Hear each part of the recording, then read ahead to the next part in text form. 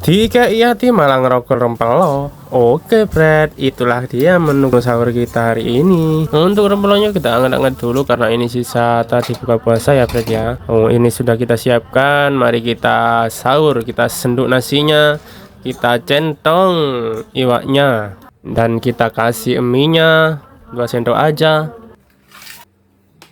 Dan bismillahirrahmanirrahim, mari kita sahur Brad. Gimana puasa kalian hari ini di hari ke-10 ini Brad? Semoga lancar-lancar saja ya.